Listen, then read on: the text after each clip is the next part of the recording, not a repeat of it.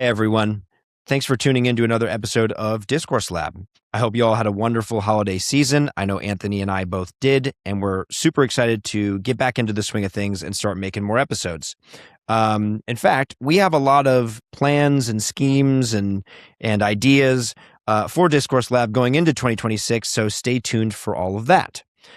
It is now my great pleasure to bring you our very first guest of this year, and that is one Mr. Carlos Egaña. Carlos is a Brooklyn-based Venezuelan writer, teacher, and social media personality. He's written about everything from Latin American politics to fine art to pop culture in both American and Venezuelan publications, and he's published 4 books, 1 novel entitled Reggaetón, and 3 collections of poetry. It should be noted that all 4 of those books are only available in Spanish, so if you're like me and your Spanish is a little rusty, you might have to take a couple classes before you can read them, but I'm sure they're very good. In addition to his writing, Carlos has taught courses at several different New York academic institutions, as well as the Department of Humanities of his own alma mater, and I'm going to try to pronounce this correctly, Universidad Católica Andrés Bello, which it should be noted is one of Venezuela's top universities. Carlos also has a Master's of Fine Arts in creative writing in Spanish from New York University. So I guess you could say his academic credentials are pretty good, which is nice, but I actually don't think that's the most important thing about Carlos. I think the most important thing for this episode about Carlos is the fact that he is one member of a roughly 8 to 9 million person strong Venezuelan diaspora. That means that Carlos has experienced firsthand the horrors of living under the Chavez and Maduro regimes. So he has a pretty unique and personal perspective on everything that's going on with Venezuela and with Maduro right now. So you're going to want to listen to this episode if you want to hear what it's like to grow up under Chavez and Maduro, if what it's like to live under those regimes. You're going to want to listen to this episode if you want to know more about the political climate in the country, but then also among the other members of the diaspora. If you want to know more about Maria Machado, who is a very interesting and impressive character, you're going to want to listen to this episode if you want to understand the various reactions, sometimes strange reactions, to Maduro's capture on the left, right, and center. There's really a lot in this episode, and Carlos is such a smart guy with such a knowledgeable and personal perspective. I really think this is one that's worth listening to. One small thing that I have to mention, because I'm very embarrassed by it, is the fact that throughout this episode, I pronounce the word diaspora as diaspora for some reason. I don't know why I do that. I don't believe that's the correct pronunciation. I've never pronounced it like that before. I didn't notice myself doing it, but as I was editing this episode, I noticed it and it bothered me immensely. So I feel the need to say, I'm sorry, I wildly mispronounced the word diaspora as diaspora. It haunts me. But what can you do? Anyway, without further ado, I bring you Carlos Egaña. This is Discourse Lab. MAGA in Trump 2.0 is a cultural phenomenon. I'm Anthony Rispo. And I am Clayton Smith. Is this the moment where I let you know that I think your therapist is incompetent or inadequate for you? On this podcast, you'll hear a wide range of perspectives from an ideologically diverse suite of guests. Social psychologists will just seamlessly import leftist ideology. It's quite a radical idea, actually, to say that we're going to deregulate banking and take government out of all of these spheres of life in which it was previously involved. Our goal? To use conversation to analyze ideas, test arguments, and question dogmas. Terrorist speech, extremist speech, disinformation, misinformation, all of these concepts are inherently irreducibly subjective. Now, let's head into the lab. Well, Carlos, thank you so much for joining us. We're super excited to have you. I think you're a particularly important voice. You and people like you are particularly important voices in terms of what's going on in the world right now in South America, obviously, and we're going to get to that. But before we get into current events, I would really love to get your origin story, your sort of biography straight from the horse's mouth. So where do you come from? How did you end up in Brooklyn, I believe it is, New York? And why do you write about the things you write about, talk about the things you talk about on social media? What drives you? All that good stuff. Lovely. Well, first things first, thank you so much, Clay and Anthony, for having me here, for showing interest in my work and in the country that I love so much and has given me so much despite the scarcity of it all there. My home country, Venezuela. I was born and grew up in Caracas, Venezuela, to a privileged family, or at least a family that was privileged during the early years of my life, objectively so. Um, Throughout my childhood, then teenage years, and then early adulthood, nonetheless, I witnessed how the country I grew up in became more and more devastated due to violence, mismanagement, corruption, authoritarianism, and many other buzzwords that are familiar to us whenever we describe governments like Chavez and Maduro's or many other similar ones, right? Um, you know, again, I grew up, especially during my earlier years, sheltered, relatively comfortable life in contrast with the vast majority of Venezuelans. My family, nonetheless, as most other middle class families, got um, noticeably poorer as the years went along, right? And even though I did live, I insist, in a quite comfortable position in contrast with myriad Venezuelans that live in quite extreme precariousness, the horrors that were inflicted on the Venezuelan population on behalf of Chavez and Maduro also affected me quite much, right? Like the vast majority of Venezuelans, my family regularly faced power cuts, water would also be rationed here and there. Crime rates were extremely high. They still are quite high, but not at their highest as they used to be during Hugo Chavez's last administration. You know, all of us in Venezuela have a friend or a family member that was at one point kidnapped for half a day or a whole day. I myself got mugged about 5 times, right? Wow. Once at gunpoint, right? And as many others, of course, I swallowed a bunch of tear and pepper gas as part of protest movements that were particularly intense in 2014, 2017, and 2019. It was, of course, awful as well to see uh, my possible future in Venezuela be taken away from me. I believe that all of my loved ones could say the same, that the vast majority of Venezuelans could say the same, as prospects of living a decent life with a normal job became something literally impossible, right? And as well as many of my friends, acquaintances, and then just people I would randomly meet or be in the same spaces with in university, well, left the country each time more in droves, right? So it was a life that got progressively lonelier, progressively more difficult. I also discovered during my early 20s that I had bipolar disorder. So I'm pretty sure that the very intense ways I reacted emotionally to my background growing up, well, were also tied to that, right? Perhaps not the most ideal combination to have a mental health disorder of the sorts in a country like Venezuela, right? Yeah. I participated in different kinds of activities trying to foster change in one way or another in the country as I grew older, right? Be it by organizing readings or other events linked to literature and the arts, be it by actively participating in struggles for human rights and for political change, mostly as a college student as part of the student movement. I was one of the main leaders of the student movement in 2019 as elected by the student body of my university, Universidad Católica Andrés Bello, which was something quite thrilling, but also quite difficult, and it implied a lot of responsibility that I'm not quite sure I or most of the other folks that were in situation like mine were truly able to handle.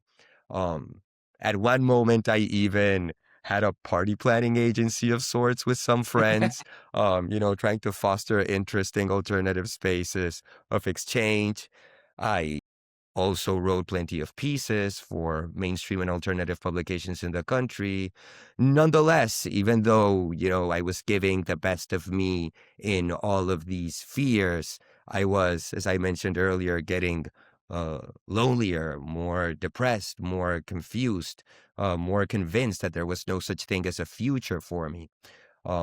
Eventually, I applied to a series of graduate programs, and I obtained, very fortunately, a full tuition scholarship to do my master's in creative writing in Spanish at NYU, a relatively recent program with some very interesting professors who are, of course, renowned writers in the Spanish-speaking world. There, I had the opportunity to work as a TA, teaching Spanish to freshmen and sophomores at NYU. And since then, I have remained in the States in teaching positions and, of course, very actively writing about many issues, but I'd say mostly Latin American arts and politics and the Venezuelan experience. Wow, that is such a full breadth of just you. So much. I'm hearing you, and I want to click on a few things and talk about this experience of being fairly well positioned in a place like Venezuela, and then seeing the economic precarity unfold around you. And you even mentioned, and correct me if I didn't get this right, but even within family, among family members, and then participating in in retaliatory efforts to push against the, I guess you would say, regime, Maduro, Chavez, the aftermath of Chavez, of course, and this diagnosis of bipolar, taken all together, just everything brewing and storming, and this sense of hopelessness to some degree mixing in with all this. Now you're here, taking all that. What do you make of the socio-political dynamic, especially in a place like New York City, where home of the creme de la creme of social justice warriors and activists and on college campuses? What do you, because let's zoom out for a second and be fair and say economic precarity exists in all sorts of economies and domains. And, you have the downwardly mobile types in New York City who feel disenchanted, disaffected, etc.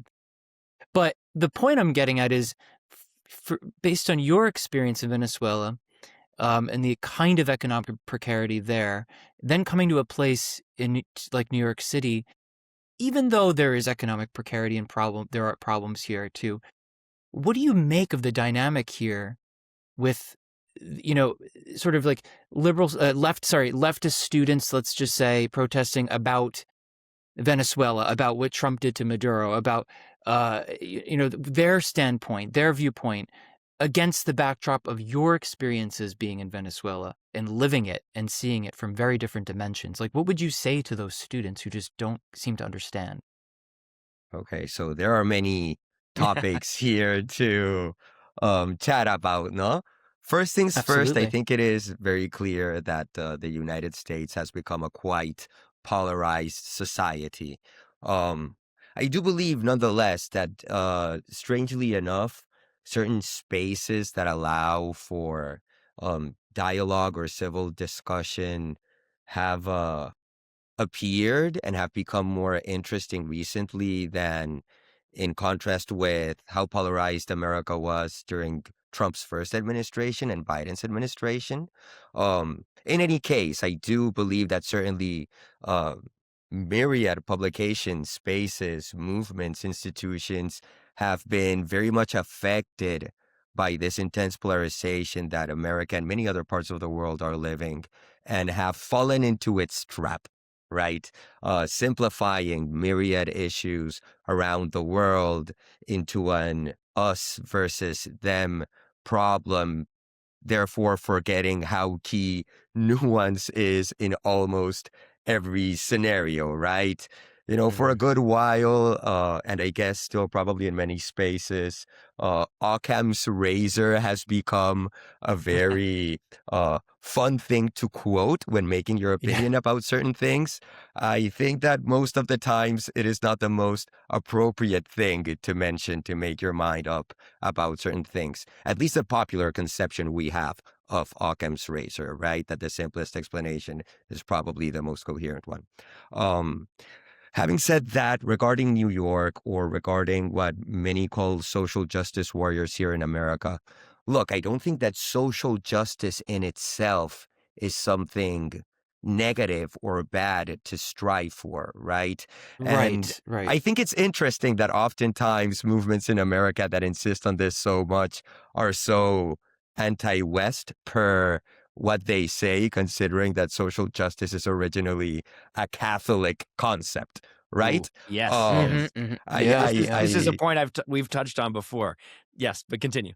absolutely. I think the problem that many of these groups have isn't so much regarding trying to make society more just for everyone or believing that that is an important goal to have in mind, but how we make this happen, right? Mm, By policing the way people talk, by refusing to discuss with other folks because they will, it seems, contaminate you and contaminate your thoughts.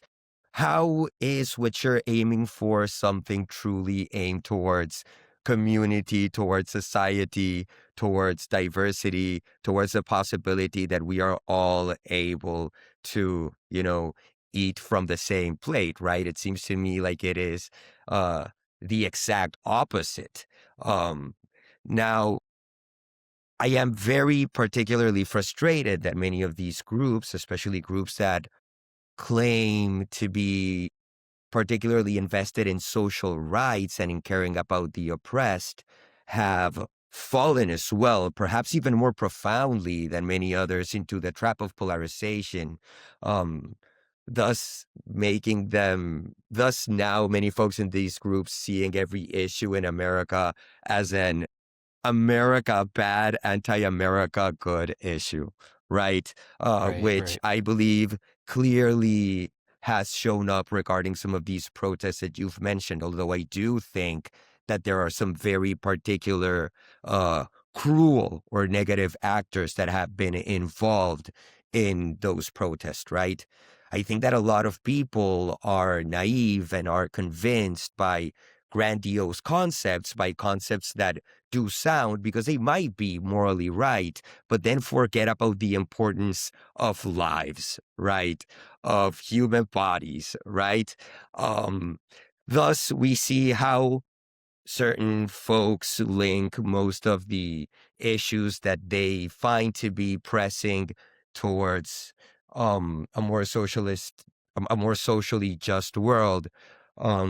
Many of these issues are framed to be the unique and sole consequence of American domestic and foreign policy, which is something Mm, quite misleading for starters. No, many Latin American countries, for example, kind of straying a tad off topic here, have benefited plenty from trading with the United States and from right. interacting with the United States in certain episodes of history. Of course, there have been some American foreign policy mishaps that we are right to denounce regarding Latin America, but things are never simply one way or the other, right? So this idea that if America is invested, there is an issue that we who believe in social justice as a noble goal, we have to denounce. It just doesn't sound quite logical to me because there are Right. many issues that might affect society. There are many policies that might be unjust that don't have anything to do with the United States of America, right? Like U.S. Mhm. sanctions, for example, do not justify political persecution and torture as we see it in Cuba and in Venezuela. And I dare say that most of the time, they themselves are not the cause of a lot of harm that people who denounce them claim, right? Now, within this whole context, I am very much appalled that many people have indeed ran out to protest the recent capture of Nicolás Maduro on behalf of the U.S. as a more bad than good thing, or as a straight out bad thing, right? Right. On Right. one hand, I want to insist that there are many negative actors, many cruel actors behind this line of thought that have pushed this narrative, right? I refer to groups like the People's Forum that has actively platformed Chavista officials and promoted the Bolivarian Revolution as a model for leftist folks in America, right? The Mm-hmm. main guy in the People's Forum, Manolo dos Santos, edited a book of Hugo Chavez's speeches, and he has personally met with Nicolás Maduro, right? There are other groups that also do have ties to Chavismo or to the Cuban regime or the North Korean regime that have promoted this idea that calling for Maduro and Cilia Flores' freedom is something that would make international law or sovereignty be respected, whereas Right. these folks actually are in favor of these governments, right? Sometimes they have this not that clear narrative that pulls some more naive folks that find what they Yeah. say coherent into Right, eventually naive. actively supporting these authoritarian regimes, right? Code Pink Right. is another of these groups. No Dudol is another of these groups. Certain factions of DSA are also involved in yeah. this. And We have to touch on that. we We have can to touch touch on on that that at some later, point, yeah. but yes, I Yeah, find this later. quite Yep. baffling, and doubly so because there are many progressive opponents or enemies to these governments that have been actively silenced or persecuted by these governments, you know? Many of the opposition parties in Venezuela belong or have belonged to the Socialist International, for example. Now, insisting on that topic, but maybe shifting away a little bit, I think that a lot of folks that are also protesting Maduro's capture are so obsessed with America and perhaps ironically America's reputation, even though they would find themselves guilty to be American in the public sphere. I think that many of these groups are more obsessed with America than with the actual oppressed in this scenario and in other scenarios as well, right? And they have a hard time conceiving this as an either pro-Trump or anti-Trump issue or a pro-U.S., anti-U.S. issue. And the truth is that Venezuelans have attempted every democratic, diplomatic, and pacific method available in the playbook to try to make our voices heard and try to make the democratic will of the people be recognized, right? 2 years ago, there was this presidential election that Nicolás Maduro lost despite the extreme unfair conditions the opposition had for this election. There is plenty of evidence that shows that indeed Edmundo González Urrutia is the president-elect of Venezuela and Maria Corina Machado, the vice president-elect of Venezuela, right?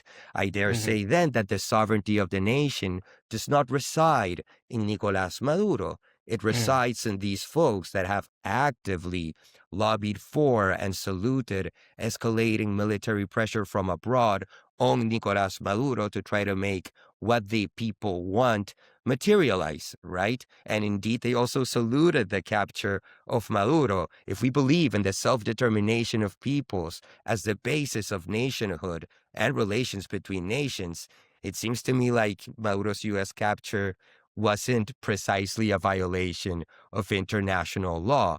To mention one of the critiques that have been made regarding these recent events, right? Then there's the whole idea about oil. Indeed, it seems clear that the United States has a very explicit interest in Venezuelan oil. And I understand why people might be concerned about, you know, certain messaging regarding this from the Trump administration, but we have had our resources run dry for years already on behalf of other governments, right? We have been sending Cuba oil for extremely cheap prices. In exchange for what? For assistance to the military and intelligence systems of Venezuela. That is to say, we have been helping the Cuban dictatorship survive and resist the will of their people. And in exchange, the Venezuelan dictatorship has obtained better and more efficient tactics to submit its population, my fellow citizens, into fear. There's this Cuban writer, Joe Suarez, who talks about being harassed and persecuted by security officers in Cuba. And at one moment, he shows how one specific guy that was harassing him, that is known to be a torturer, has then later appeared in Venezuela's prisons, teaching others to do what he already knows how to do well, right? For a long time, this subsidized oil that was sent to Cuba was also exchanged for Cuban doctors, right? Which sounds pretty nice. But Venezuelan doctors have historically been very well prepared, One of the reasons why we don't really see malaria that much today is because of the research and work of Venezuelan doctor Arnoldo Gabaldon. So this basically made it harder for Venezuelan doctors to work in the public sector. And these doctors were also paid by the Venezuelan government, right? So it wasn't a pretty cool exchange. In the late 2000s, China gave a very huge loan to the Venezuelan government for infrastructure and other projects. Many of the buildings and other projects that were supposed to be built with this money were never finished. Some didn't even start. Most of this money was certainly stolen by corrupt Chavista officials. And until today, we have been paying off this loan, right? 90% of our oil is currently exported to China, and we don't really get anything from that, Venezuela South, bordering the Amazon, is very rich in rare earth minerals that have been exploited very aggressively lately by companies of the countries I mentioned previously, as well as by foreign guerrilla and paramilitary groups like El Ejército de Liberación Nacional, ELN, from Colombia, like the Wagner Battalion from Russia, right? And a good dose of this exploitation has been done, forcing indigenous people in the area to work in mining in quite harsh conditions and devastating the ecosystem along the way. How can so many people be so concerned about Venezuelan oil now when we have had our oil and other resources be stolen so aggressively by other countries for these decades, right? Yes. Are you truly Yes. interested in what might happen to us, or are you just interested in a philosophical debate in which the United States can never be seen as an actor that could That's give, no such a matter good their point. own interest, benefit to whomever it interacts with? Right. Yeah. So you said a lot of very interesting and important things there, and I'm going to just try and summarize it here really quick, Carlos. You're describing a state. So I think a big part of the reason that we're seeing self-described social justice warriors, and let's not use that in the kind of negative way that people often use it. Let's take these people, let's take them at their word and say that they're earnestly concerned with human rights. I think there's two things that you point out that are really important to understand why people who profess to be so concerned about, Enlightenment values, human rights, protecting people from oppression, why they would come out in support of this regime, or at least against the capture of Maduro. I mean, especially considering the fact that while they're doing this, there are literal Venezuelans, people in the now 8 or 9 million strong Venezuelan diaspora, who are out in the streets celebrating the capture, right? So how do we make sense of this? I think it's two things that you pointed out. It's one, it's that you have this really simplistic thinking where because Trump did it, it is bad. Because it is Western or American intervention in a foreign country, it is bad. And I will just do an aside to point out it's not just the left who are, using this critique. Tucker Carlson, The also isolationists. Yeah. right, isolationists and extremists on the right too. Tucker Carlson brought up like the fact that we might want to invade Venezuela because they, are against LGBTQ rights or something, and it's like it's the most ridiculous thing. So yeah, one part of it is people just, it's this crushing and flattening of nuance. There's no Right. nuance. Trump is bad. The West is bad. America's bad. Therefore, if we do something, especially if we do it to other countries or to someone in another country, it must be bad. And I think Imperialism.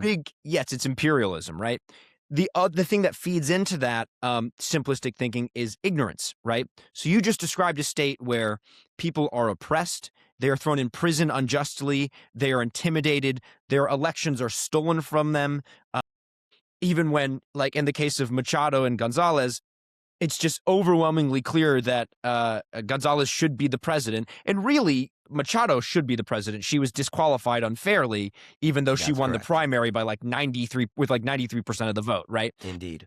So we're talking about an authoritarian regime, an oppressive regime, a regime that murders and imprisons, a regime that is working with other, and you have a video about this on social media. I'm going to ask you about that in a second, but a regime that is working with other oppressive regimes in Iran, in Cuba, in China, in Russia, and a regime, it should be said, that is extremely corrupt, as you also mentioned, a regime that uses the natural resource, first of all, horribly mismanages the natural resources in Venezuela, and then steals the profits from the sale and exploitation of those natural resources, and so that those profits do not benefit the people of Venezuela. It's all of the things that quote unquote social justice warriors or leftists or liberals should be concerned about.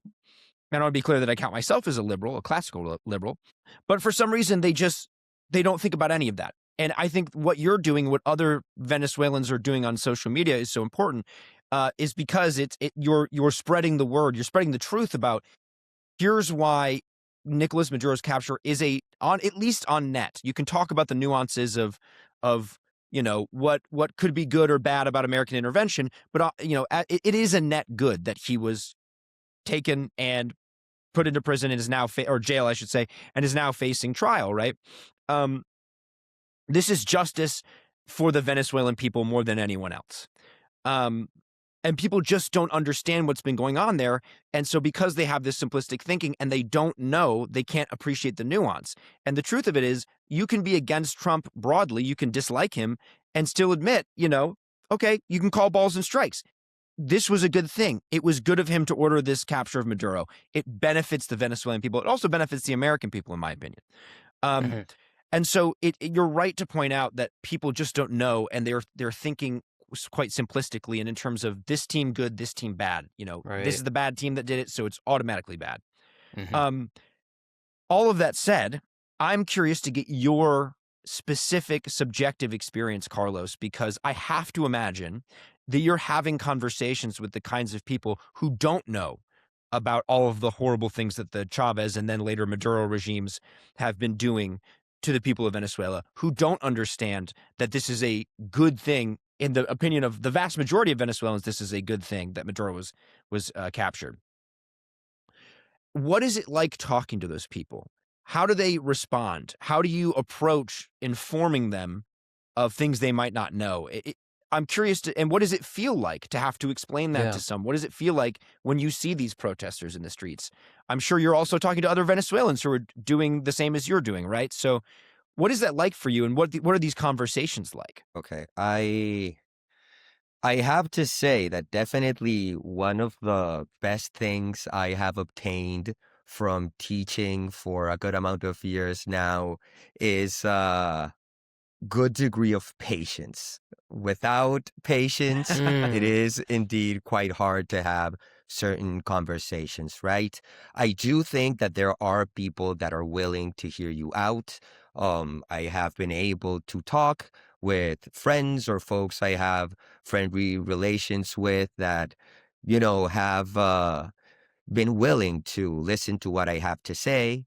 Of course, in many of these cases, one thing that I have found important is to use progressive terminology, right? To make sure that folks that are usually most The comfortable language. Yep. in those spheres can relate more properly to why what I am talking about is has been such a bad thing, and why this has just happened is, as you said, a net positive, right? Now, there are people that, despite trying to be eloquent and nuanced when chatting, um, while insisting that it's okay to feel skeptical about this, considering several foreign policy mistakes in the past from the US, there are people that just do not want to hear you out, and you have to know that there is a point where it's not Right. that worthwhile to continue a conversation, I believe that some of the folks that are invested in these progressive circles, or that have made certain progressive values or takes their identity, are quite narcissistic, and care more about being Mhm. part of something and being right, and perhaps heeding to the logic that they've used to define their identity, and that they've used as basis to make sure that they are always right per the circles they're usually in. I think that many folks are more, invested in that, and believing that they're right, and kind of um satisfying their own narcissism, and feeling the need to put out an opinion wherever to show that they know, or that their take is important regarding something, instead of, actually being invested into what they supposedly believe. I think there's a lot of Right. nihilism behind a lot of folks that express themselves regarding politics in quite radical and sweeping ways, not just in the left, but also in the right, I'd say. And once you kind of notice that insistence on behalf of some on not simply asking questions, but on explaining to you why you have no idea about your own country, uh, you realize that it might be time to let go.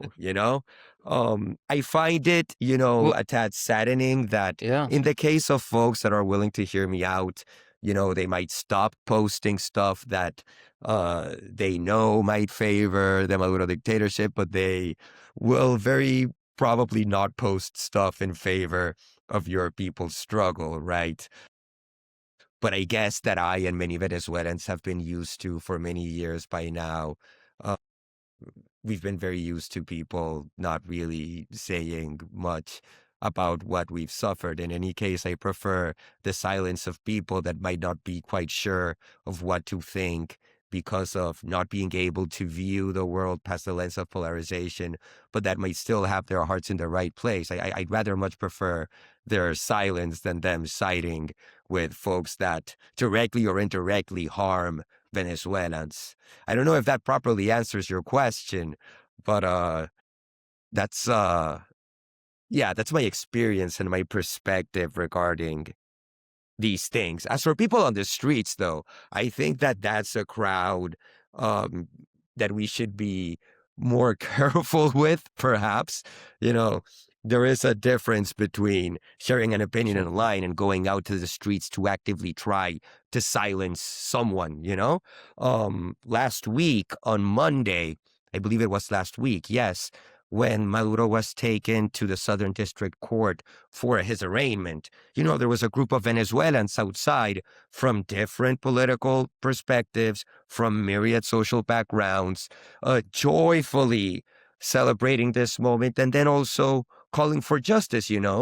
And as this was happening, a group of folks that were protesting for Maduro's freedom, that, per information we had the day before, were supposed to gather a block or 2 blocks away, came all the way to where we are and, started literally protesting our presence. There were some folks that were calling us gusanos, because obviously they don't even know Spanish and can't pronounce it properly.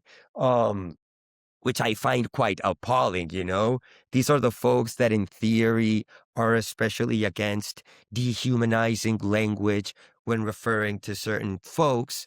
Nonetheless, the term gusano, literally worm, which has been used over the years by Fidel Castro to frame his opponents in a negative light. Well, they just use it freely and happily, you know? There were images of other folks. I'm not sure if this was in New York or someplace else. I believe it was in New York, but I'm not 100% sure. Basically asking Venezuelans to go back to their country in the same ways of the people that they claim to be the cause for America's current, quote, chaos, right? So I think many of these people are, or at least the people that are most willing to go out in the streets, are people that very much do believe that democracy is not the most important thing, and they would rather support an authoritarian government that, per them, would take their thoughts into consideration and give them a certain amount of power over others. I think these people would very much prefer that than an actual country where everyone kind of matters, you know? And perhaps some people that participate in these events are not as linked to organizations like the ones I mentioned before that have been very much behind these protests, but are just like very angry, perturbed people that should try to make friends beyond political allegiance, you know? And I find that somewhat scary, to be honest. Carlos, I want to, I want to sit on this for a bit, because this is really quite something what we're experiencing, especially, well, across the country, but especially in New York City, with the new mayor, Mamdani, of course. And sort of what's going through my mind right now is this paradoxical brew of things, where I think the first thing I want to start with is a very fundamental and clear point, beginning point in Venezuela, where the socialist regime began, how it began, and what really held the economy together. I want to sort of like hear from your mouth and from your experience, like all of that. But now we have, Clay mentioned just a bit ago about this sort of odd, I'm paraphrasing, but this paradox in the nature of today's left, how they're sort of giving, outsourcing, they're not outsourcing, but giving sort of certain allegiance to these nefarious actors abroad. We think of Iran as a similar phenomenon, where you had people after, but when Trump bombed when we bombed the nuclear facility in Iran, people were saying, "I stand with Iran," and the people on the left saying, "I stand with Iran." And the Iranian people to defend themselves from the U.S. Little did they realize that they're talking about the regime. So we have a similar phenomenon happening, and what you're talking about is really a fusion of identity, where these people, they see their own grievances in people from far away that they think are being oppressed by, capitalism, by all these other things that they find to be nefarious in the West. And so they see the people in Iran and Venezuela being taken over by the West and, the mean old West. So you have that phenomenon going on. But, and this is the apex of the point I'm trying to make, now you have people like of this brand that I just mentioned running for Congress in New York City. You have a man by the name of Andre Easton running for Congress to represent New York's 15th congressional district. I'm reading from his site. "For dignity, housing, fair wages, and a future that belongs to us. Not the billionaires, not the landlords, but the workers who make society run." And he says at the bottom, "Vote Socialist, New York." So now, taking all that stuff, taken together, help me and help listeners, people who might not understand the socialist problem in Venezuela, and now the emerging socialist problem in America, especially in New York City. What is going on here? What are these people in New York City thinking? These sort of pretty much elitists running for office. What are they thinking? when they try to propose this particular brand of economic strategy to the people in a democratic society. And what does that make you feel and think from someone who came from where you came from? Yeah. Well, look, like many folks that have opposed Chavismo in my country since day one, I generally identify with the left, although some would not necessarily expect that. I am not necessarily anti-socialist, but I certainly am anti-authoritarianism, anti-corruption, and anti-repeating policies that have not worked, right? I feel like if we were to be coherent with wanting a more equal world, we should think first and foremost about the ends and not the means to do so, right? And there are many policies that have been attempted in the Soviet Union, in Cuba, in Venezuela, that might be tied to the left per their historical enactment, but that might have also historically resulted in more poverty or inequality. I certainly think that insisting on that is a bad idea. Now, maybe I am being too, let's say, particular with what I would define as appropriate, sincere, left-wing policy or not. In any case, there are certainly strands of socialism that I think we should definitely condemn and be wary about, right? And having said this, I think there are very clear differences regarding parties in Europe that have defined themselves as socialists but have proven themselves to be generally moderate, in contrast with 21st century socialism as it occurred and unfolded in Venezuela, right? I believe you're asking me this question to see how are Zoran Mamdani's policies similar or not to Hugo Chavez's policies, right? I think that depending on the way that's yeah, that's the center of the question. yeah, I think that depending on the way That's these it. are Yep, carried that's what I'm out, wondering. they might be or not similar to what Chavez has done. Thus, they might be as hurtful or not to how the policies enacted by Maduro and Chavez were, right? Let's consider, for example, freezing the rent, okay? So definitely the Venezuelan government at one time pushed for tenant laws that were quite strict. It made people, landlords, not all of them, of course, rich. There are many landlords and landladies aren't exactly rich that might own one or two apartments in a relatively low middle class area whose lives depend on it, usually older people. At least you would see that in Venezuela.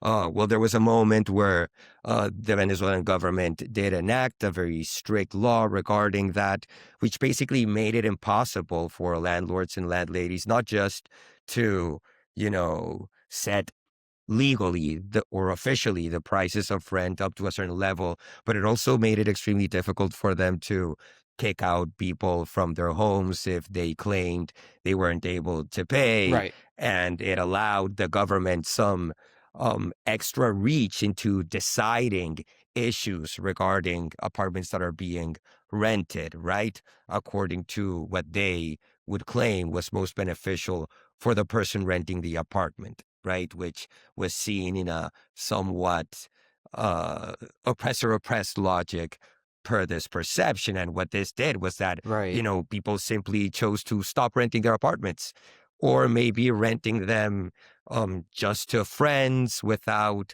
going through the legal processes required for this, which would in theory translate into extra tax revenue for the government, right? There was too much mistrust regarding that.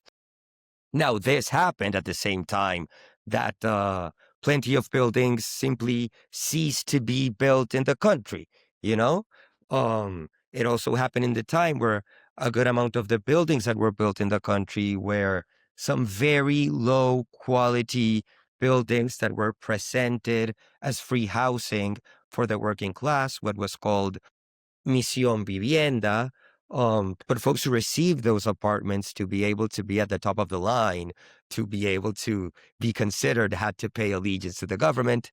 They didn't receive ownership titles, so they were vulnerable to eviction at any moment. And again, these were very low quality buildings with filtrations and whatnot. It wasn't very successful. My point is that if, in contrast with this, while Mamdani freezes the rent temporarily on a select number of apartments, if he's also able to push for much more accelerated construction of housing, both private and public, it could perhaps have positive results, right? I believe that it would all depend on, how efficient this is made and on how corruption is easier or not regarding the end goal that he has proposed himself, right? Now, I do believe that other policies might not be as effective as they sound, like the government subsidized grocery stores. It sounds very beautiful, but I don't really see how that would have a larger impact on the availability of goods, grosso modo, and their affordability in the city, right? I do think, nonetheless, that Right. if Soren Mamdani manages to bring the hopes of his constituency up and high enough so that they voluntarily assist the city into trying to apply or enforce a series of policies that would, or what they claim they want, make the city more affordable or easier to transit for most, that could be a good thing, Sometimes we see it, I've seen it in Venezuela, for example. Let's say that you are running to be the main student representative of your university. If you're especially inspiring, you're going to have a bunch of people want to join your team and actively work with you, even if they don't necessarily benefit materially from it, because they believe they are part of a larger thing and might help you organize a series of events or carry a series of policies forward in a more efficient manner, right?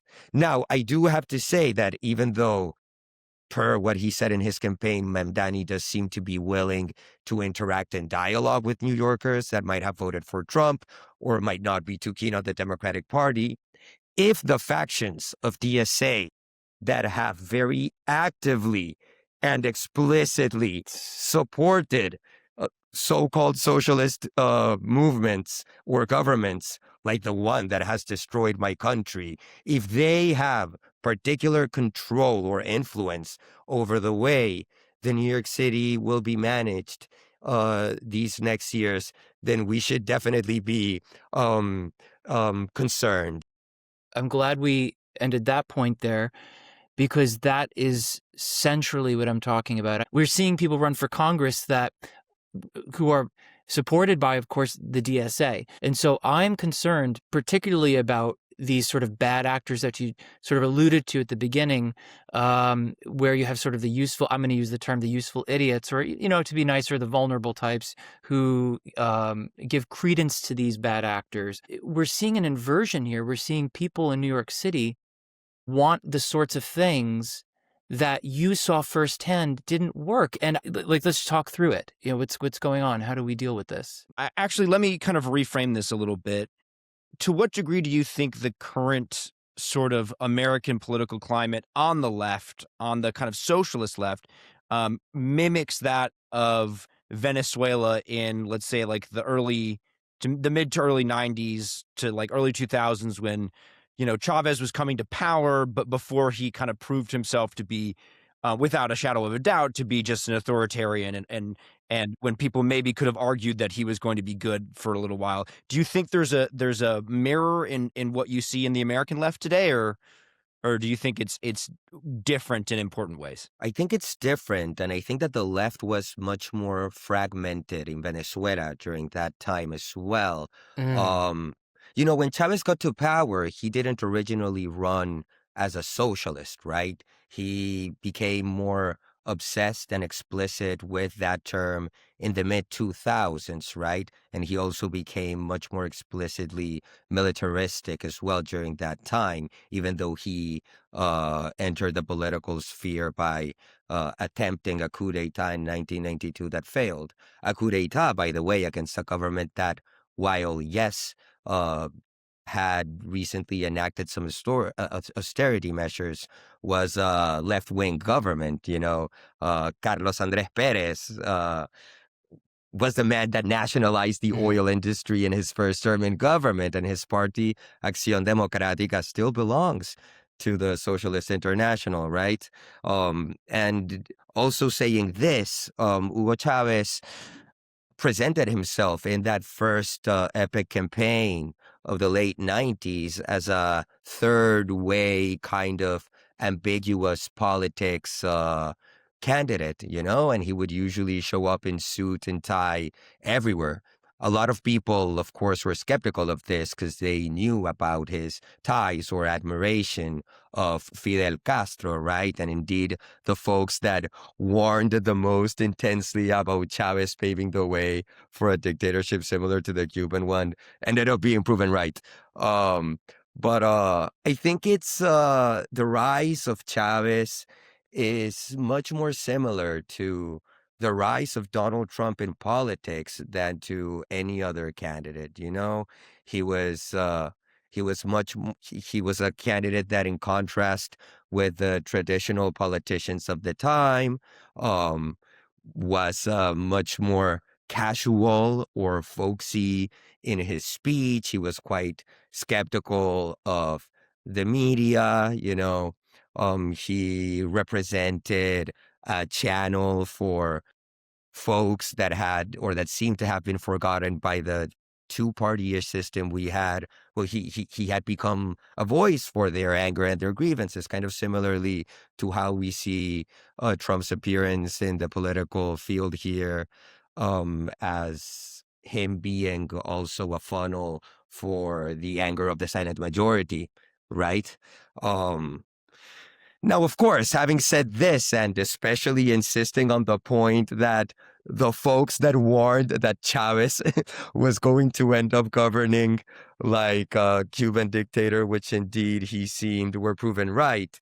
Even though I do not find Zoran Mamdani to be comparable to Hugo Chavez personality-wise or regarding his rise in politics, I do think that we should be particularly attentive to what people that he has surrounded himself with have said about governments like the one that destroyed my country, or movements that have been particularly violent in trying to reach their goals, right? And we should put pressure on Zoran Mamdani's government so that these folks do not have an important role in his administration. I believe that when he was campaigning, he appeared in a podcast with The Bulwark, where he said, in a Bulwark podcast, where he said that if he realized a policy of his fails, he would try something different. I hope that that was sincere, and we should definitely pressure him and his team into having indeed that pragmatic attitude, which I believe is the healthiest thing to have regarding the administration of a city or a country, no matter your politics or the ideology you find most exciting, right? And try to make sure that perhaps the more radical ones that are still part of the collective that saw him grow, the DSA, well, are not particularly influential regarding him or whatever the New York City mayor proposes these following years. He's a mayor, or he is a mayor. He has began his tenure already. Not the president of a country where he can access, oil wealth immediately, thus do anything he wants as easily as Hugo Chavez did, right? So I definitely think that there are some important checks and balances set in U.S.'s political system that are not in Venezuela, that could allow us to, the general population of New York City to kind of make our voices heard if things are not going the way they should, And if the policies that he proposed do not end up being Yeah. feasible at all, as many people have warned, with quite valid reasons, I'd say, then, promoting nonetheless or asking nonetheless for other policies that might make the city most affordable, which is what I believe most people had in mind when voting for him, should be, what Right. we strive for. I mean, Right. look, I So what certainly I'm- wish I Easier to could tell do you. in an American context. Right. Oh, absolutely. Absolutely. Like, Right. No, but Yeah. what I'm hearing, yeah, what I'm hearing is this, and just to wrap my part up is, I'm hearing that there's a characterological differential between Chavez and Mamdani, and that Chavez probably, there's more of a resemblance or something comparable to the Trump strongman effect when a society, Absolutely. when a country or a nation is feeling in dire straits. And okay, so then this wholesale essentialist kind of perspective that I put forward to test with you is more or less not null, but maybe a little out of bounds, a little lopsided, in that we're dealing with the checks and balances here in America, especially more regionally.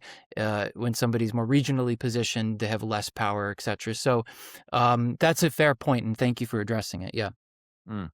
I do have to say that I am quite disappointed and disillusioned with the tweet that Zoran Mamdani put out when Nicolás Maduro was captured, after, indeed calling him a dictator the year before, where he particularly mentioned that this was something that put the safety of New Yorkers and of Venezuelans in New York at risk. It's the exact opposite, I think that the indictment against Maduro in the Southern District Court, which is quite solid, The Atlantic said that as well, can really show us how he has indeed put the safety of New Yorkers already, Nicolás Maduro. And the more stable and the more democratic that Venezuela is, the safer that Venezuelans will feel all across the world, right? I truly hope that he is able to recant on those statements, or actively try to meet members of the Venezuelan community to have a better idea of what is going on. And I hope that that is just one communicational mistake, and that it does not become something frequent. But if it certainly does become something frequent, then I do believe that we should be more wary regarding him, with facts in hand that show that this might not be the best guy for us, instead of fear mongering about what could happen. I think it's important, whenever we have arguments about any issue, to try to look first and foremost at what has been said, what has happened, what has been reported, and less on the whataboutisms, which I think are usually applied regarding the issue in Venezuela to discredit the Venezuelan struggle, right? Well, what about Iraq?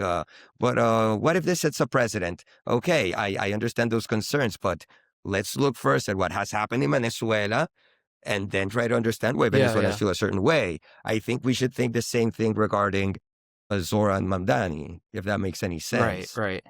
Yeah, it does. It Yeah. does. Um, Good analysis. Yeah.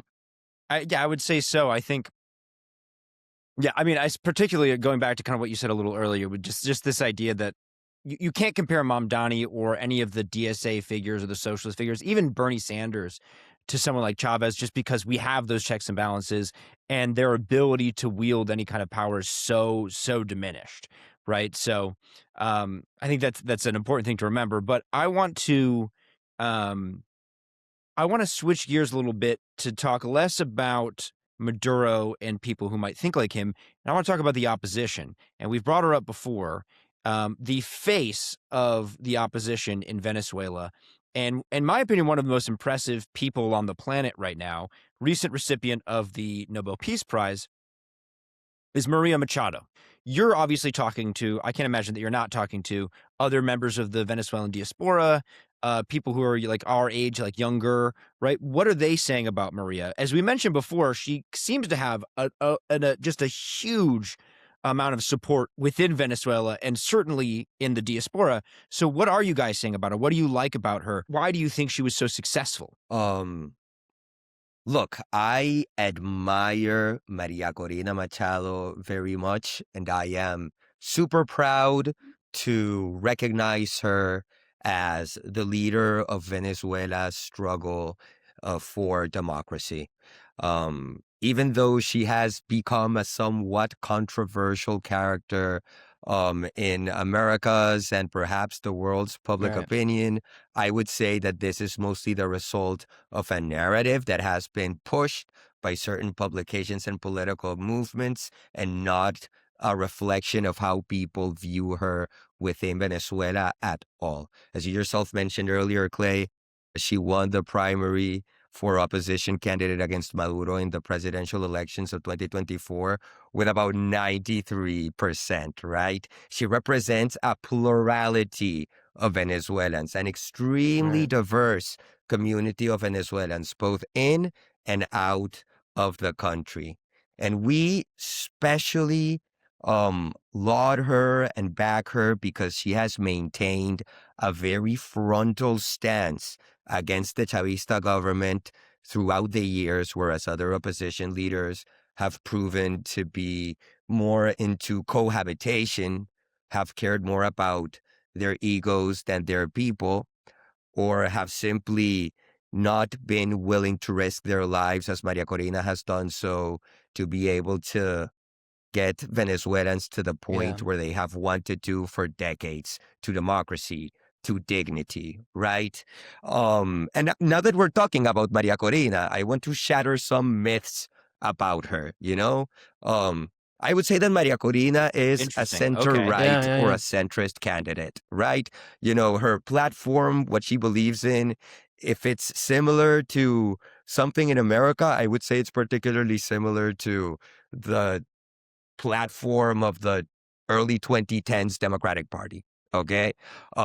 You know, she is pro-free Okay. market. Makes sense. She is not pro-state intervention. She does believe that the state has an important role to play in guaranteeing accessible and affordable healthcare and education. You know, she's pro-same-sex marriage. She is pro-abortion, euthanasia, and cannabis in certain conditions.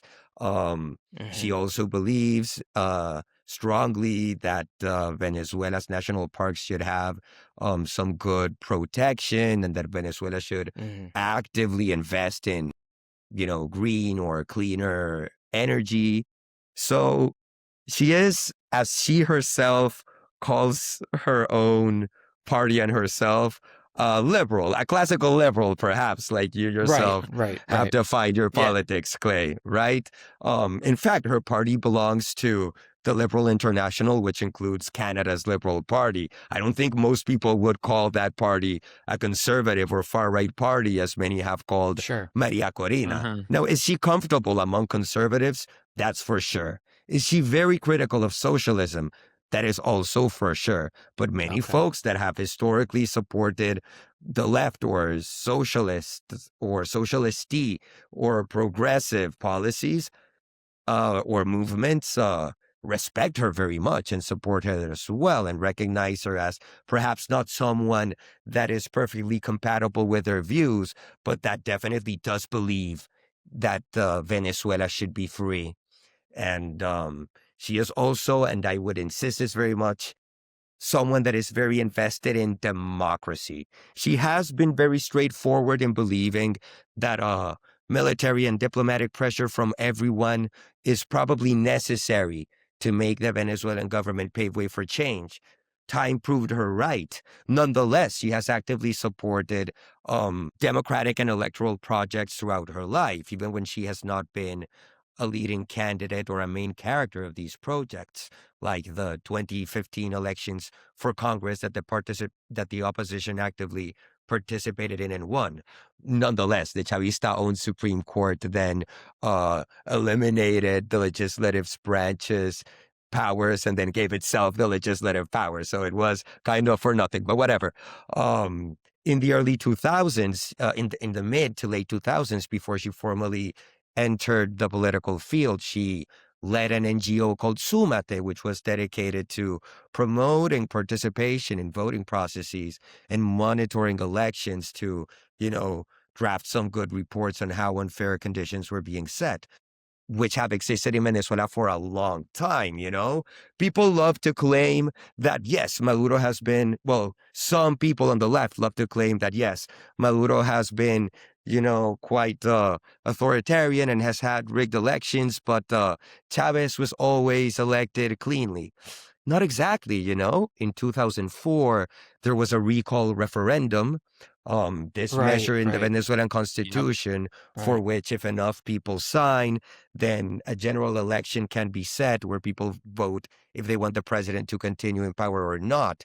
Well, what happened when these signatures were first delivered to the electoral body to approve this voting process, Hugo Chavez asked for the names of the people that signed for that to be released. And then one Chavista congressman, Luis Tascon, headed this process and released a list of full names of people that have voted in what should be a secret process in favor of this recall referendum taking place, which led to the state, Venezuela's largest employer, to firing a bunch of people. And it made a lot of people to be unemployable by the state. And it made millions in Venezuela for the rest of the years that have gone by after that to be particularly scared about voting, being unsure if the government is actually able or not to see who you voted for, right? It demoralized many people into stop participating in electoral processes. And this is just one of the many ways in which unfair government advantages have been set and in which people have been scared into not voting for the opposition in Venezuela. I thought that was something important to mention that I think people oftentimes forget or cast aside. But going back to the original question, I think Maria Corina Machado is excellent. And I think, and this is important to say as well, that she cares much more about the freedom of Venezuela, about its eventual transition into democracy, than about her reputation. Okay?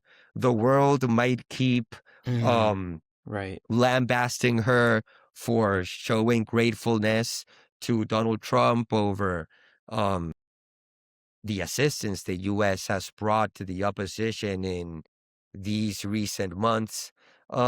She will continue expressing that if she believes that it is the most efficient way of democratizing Venezuela as soon as possible. And I think that that is something that we should admire her for, particularly. Yeah. Now, what do you... Oh, go on. Sorry, Clay.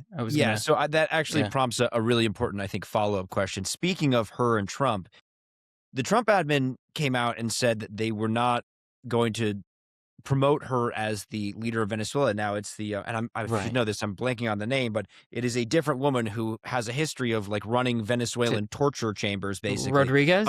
Is it Rodriguez? Delcy Rodriguez. Delcy Rodriguez, thank you. That's exactly the one. Rodriguez. She's the current president in power, like acting president, basically. And Trump has not said anything about promoting Machado or Gonzalez as the rightful ruler. So just to clarify for our listeners, Maria Machado won the primary in a landslide, but was banned from running. So I'll skip a couple of steps. It's kind of a long story. Basically ends up appointing this guy Gonzalez, who is a diplomat, to run in her stead, more or less, right? To run for her as her party's nominee, even though it should have been her. And he won pretty handily. So really, if you think about it, there's a very strong case to be made that really Machado should be the president. And she would have obviously been elected president had she been allowed to run in the actual election. But again, Trump isn't saying we're going to put Machado in place. And the rationale for that is apparently she does not have enough support, from what I understand, among the military and law enforcement apparati of Venezuela. So I'm curious, Carlos, do you think that there is truth to this idea that and if so, how much truth, that she does not have enough support in the military and law enforcement, like, sections of Venezuelan society?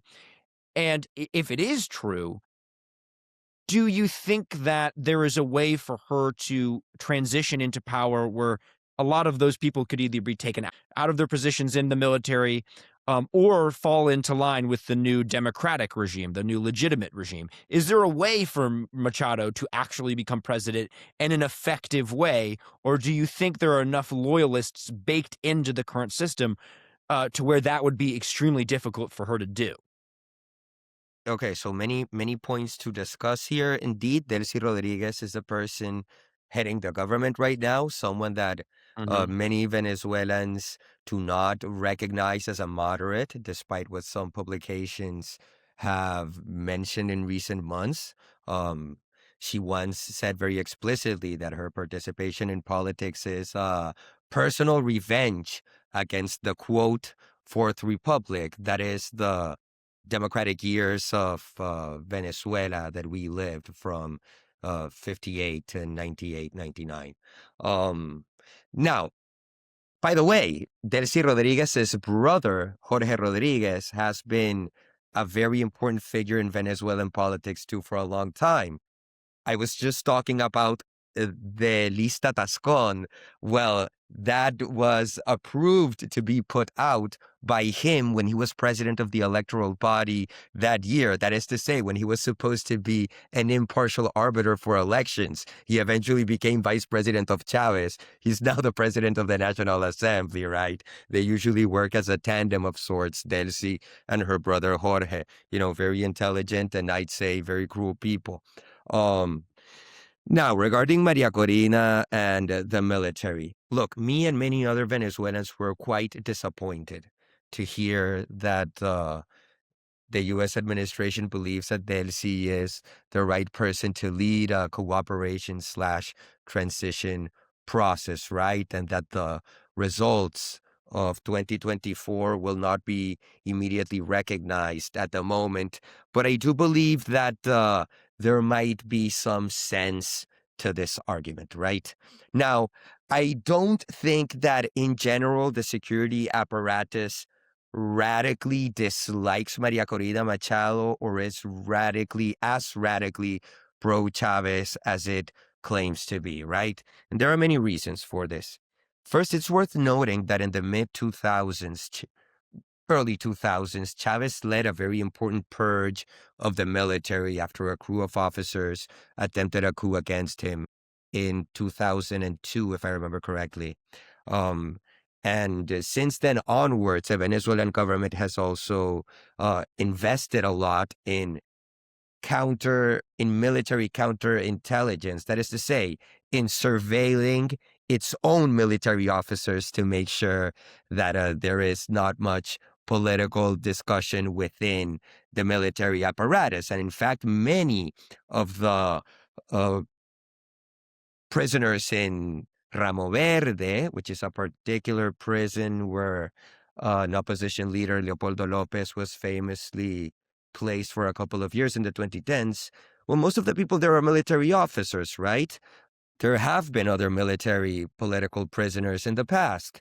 Recently in Chile, there was a man called Ronald Ojeda, who was a military officer that fled the Maduro regime, that was murdered by a Tren de Aragua crew under directions of the Venezuelan government. These are the conclusions of Chile's prosecutor during a left-wing tenure, by the way, which shows how complicit the Venezuelan government is with gangs like Tren de Aragua, but is something that for some reason publications in America rarely mention. In any case, my point, and also besides this, in the 2024 presidential election, there were areas that are inhabited by large groups of military officers where Edmundo Gonzalez won the election, right? So I think that perhaps military officers are more scared of the high-ranking officials than necessarily capital L loyal to the high-ranking officials to, act positively in pro of a democratic transition. And those high-ranking military officers with plenty of power and influence in the dictatorship are still there, right? So I do think that she has respect from from good amounts of military officers, but maybe she does not have enough so from high-ranking folks that would be particularly scared of any actions that Maria Corina Machado and her team could take in government against them, right? So I think that perhaps this could have been a smart idea. It seems like the current transition government, while still something to be scary about, is showing signs of opening up. Political prisoners have started to be freed. There are people, demanding for a certain amount of other freedoms currently in Venezuela that wouldn't have been able to do so last year. Of course, we don't know how slow or fast this process would be. I truly hope it is a fast one, Nonetheless, probably there will be need of several negotiations with the U.S. administration, since the Venezuelan dictatorship is so particularly afraid of the U.S. administration to, pave the way for high-ranking military officers to maybe go into exile or respect the democratic will of the Venezuelan people and have Maria Corina Machado be in power as she deserves. Something that gives me plenty of faith is that the capture of Maduro was done, it seems to me, very smoothly, right? Out of all the people that have Yes, been, say the least. that have been confirmed that dead, only 2 have been civilians. Bless their souls. In any case, it doesn't seem like they received a particularly tough or aggressive response, besides some very specific scenarios from the Venezuelan military, which makes me think that either they were not as prepared, thus would fear the U.S. administration too much if they were involved in an electoral process. It seems to me like they were not quite prepared for this aggression, in contrast with what Maduro was saying last year, Well, or that they're simply not willing to die for the dictatorship, So I do have faith that a transition with military officers heeding to the decisions of Venezuelans can occur, but I do see the rationale behind that not happening as immediately as we Venezuelans would want. One little factoid that I absolutely love that makes me giggle is I will say, actually, people forget that American Special Forces, I don't know how they forget, but I feel like people forget that American Special Forces are, excuse my French, they're bad motherfuckers. And Delta Forces are not some dudes you want to mess with. And so one of my favorite little tidbits is that, do you watch Stranger Things, Carlos? I watched the first 3 seasons. I need to catch up. Well, I'll spoil a little bit of it for you. I'm Go sorry, ahead. anyone who's listening hasn't seen the last season yet. There's a scene at the end that is sort of notoriously among viewers long, in which one of the characters comes out as gay. And one of my favorite things is online, after Maduro got captured, people were pointing out it took less time for Delta Force to go and capture Maduro and get him on a Navy ship than it took for this character in this beloved TV show to finally get to the point and come out to his friends. And it makes you giggle. Yeah, the operation to capture Maduro was just about as flawless as you could hope that sort of thing could be.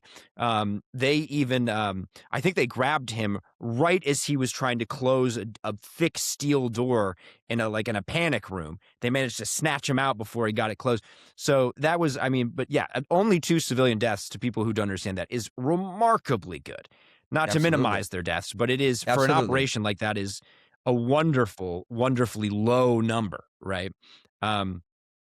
But yeah, I think that gives me hope, Carlos, that because it does concern me that there would be elements in higher up, at least in the military apparatus, especially, that might not be loyal to democracy, but loyal to the Chavez/Maduro regime. And I hope that it is the case that it's not quite as bad as it might seem, or you might worry that it would be. Yeah, that's my impression. Yeah. I definitely think that that a transition will take place and that Maria Corina will fight for it hasta el final, until the end, as she famously says. She is a real deal. Yeah, and the other thing is, you often hear, it doesn't matter what side of the political spectrum, you hear this trope oh, this is another Iraq, just kind of sort of going to that heuristic, that quick, shorthand of this happened before. You mentioned this, you'd mentioned at the beginning of our episode how people use these buzzwords. Could you, based on your own experience as a Venezuelan and knowing this government, and then also knowing what's going on dynamically with the interim period with this vice president and then the hopeful outcome of a Machado or someone like her to emerge, the relationship the Venezuelan people have, I think Americans don't understand this, actually, we're starting to get it, is that the relationship to democracy is more established, as is in places like Iran, by the way, than in an Iraq. So how Absolutely. can you, speak to listeners, probably be favorable to the point I'm making here, but like just articulating to people who might not get this, that the Venezuelan people's relationship with democracy prior to Chavez, etc. That's a good question.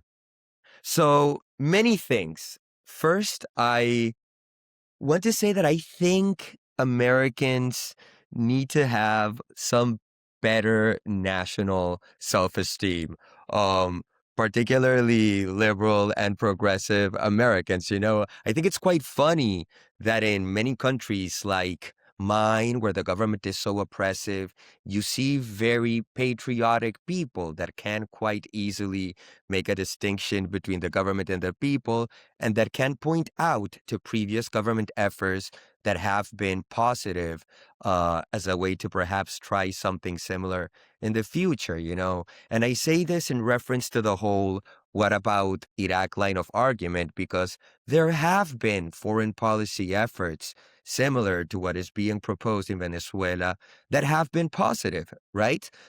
People in Kuwait, in Kosovo, in Grenada, still until today, celebrate U.S. assistance in their countries.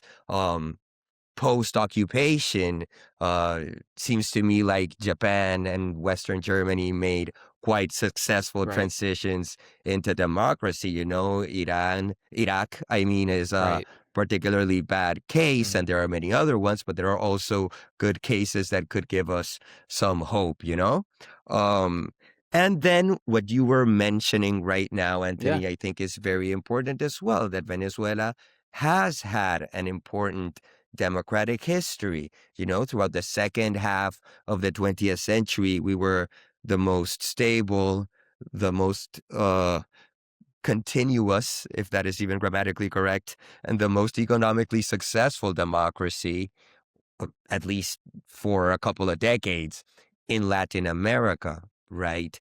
We are familiar with what it feels to live in a liberal democracy. We are anxious for it, We have the records that could help us move towards it. We are nostalgic for it, even though we recognize those times had flaws that we, of course, do not want to repeat, And perhaps in contrast with many other experiences where U.S. military assistance or U.S.-led interim governments or transitions haven't gone excellently, we have a society that is quite united regarding what they want and that do recognize one particular leader as well as her team to be the ones that should represent us in this transition and apply a series of policy that Venezuelans overwhelmingly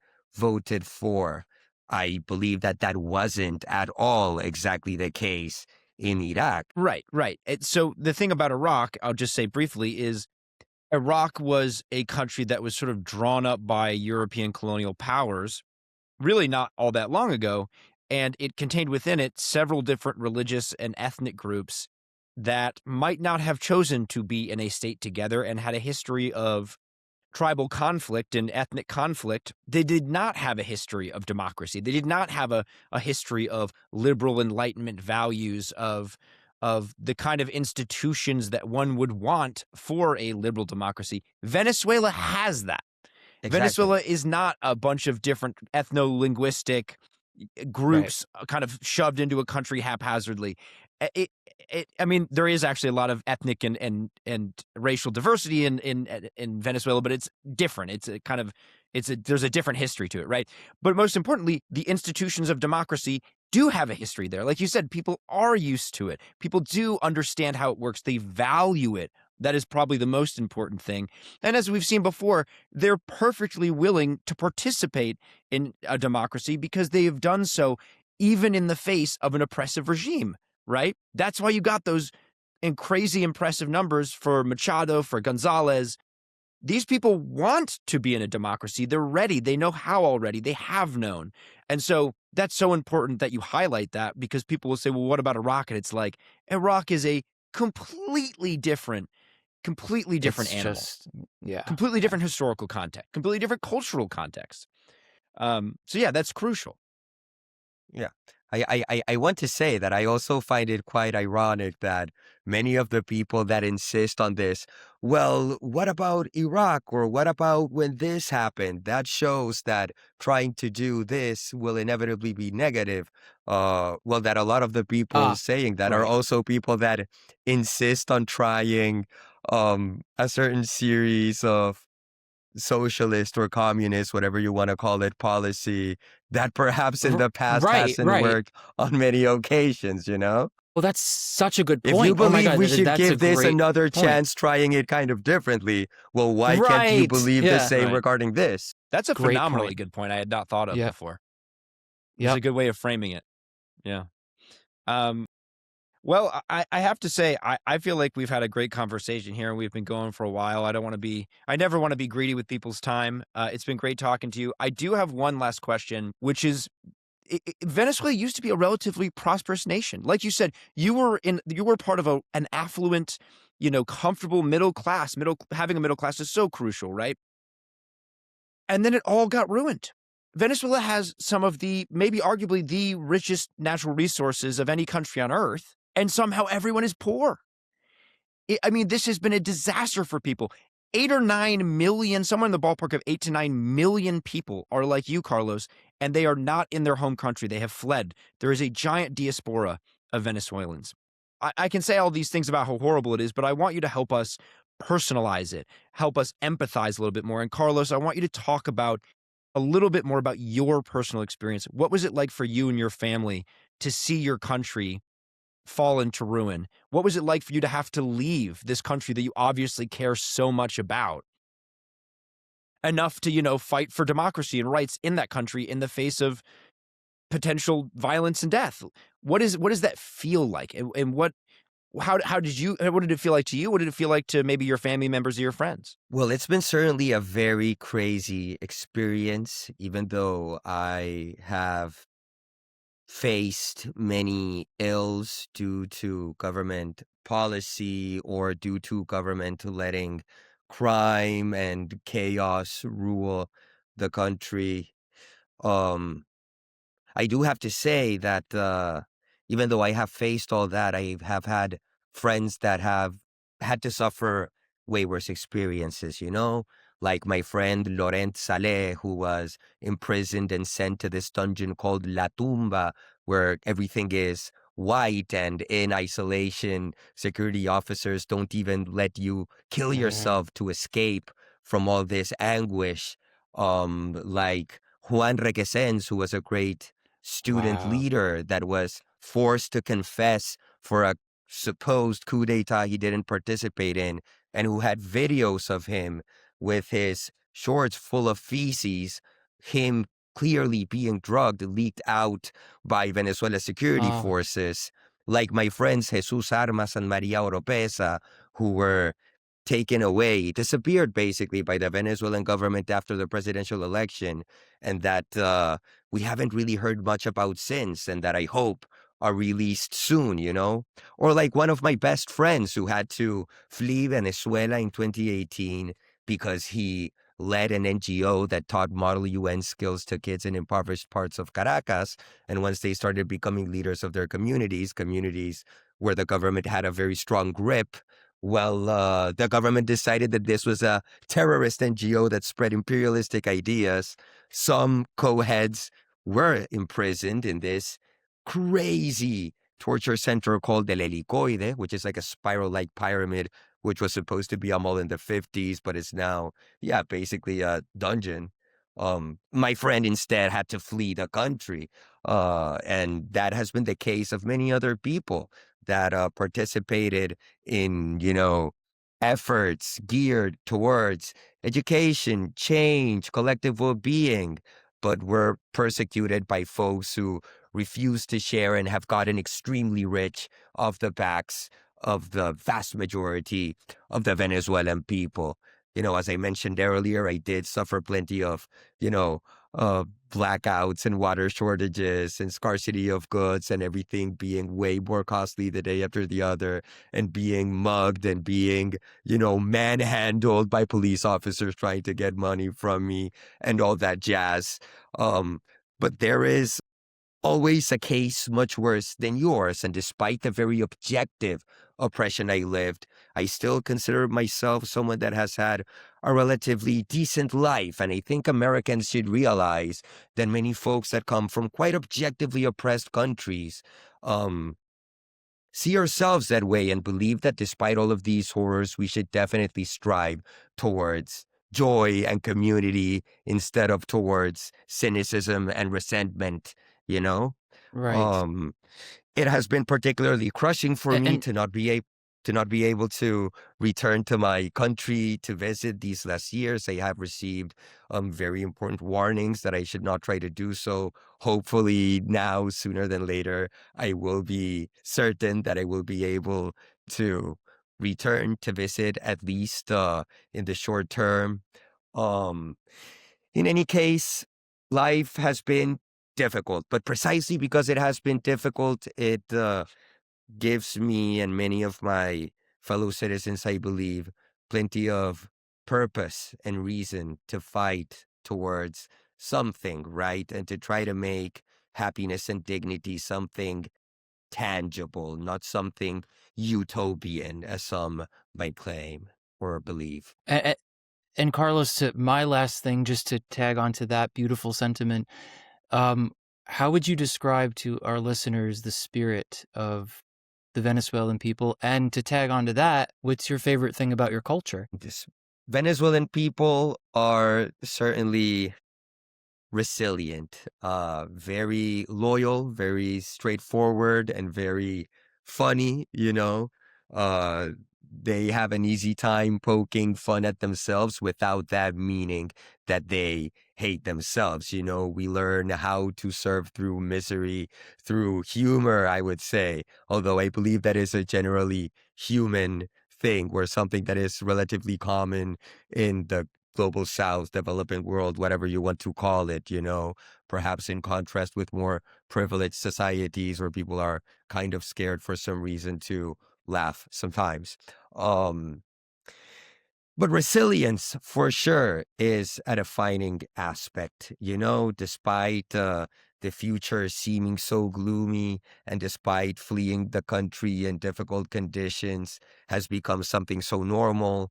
We still continue to try to find what's best for us, right now my family still lives in privileged conditions in comparison to the vast majority of Venezuelans, but nowadays that is much more relative, right? They're just some of the least poor in a country where everyone is poor, except for, of course, businessmen that are tied to the Venezuelan government and high-ranking officials of the Venezuelan government who are extremely rich.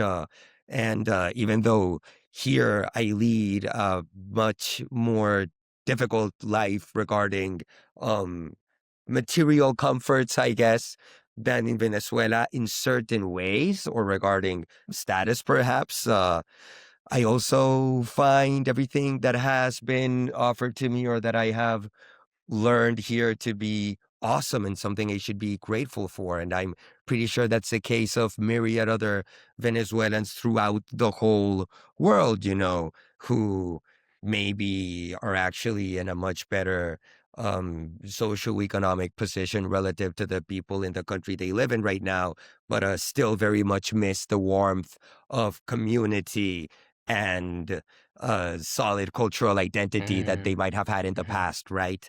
I feel like I am, just Right. saying a little bit about everything and not really saying nothing at the end of the day. But I think we Venezuelans also like to talk perhaps a little bit too much. So I find that coherent to the question you just asked me. It's great. We can't judge you guys there because we have a podcast. We obviously like to hear our own voices. Yeah. Oh, man. Well, Carlos, Thanks. this has been a great conversation, and it's on such an important topic. And I just want to say, hats off to you and to, everyone else that's online posting about the truth of what's going on in Venezuela and sharing your stories. And I just think it's so crucial because there's so much misinformation and lack of understanding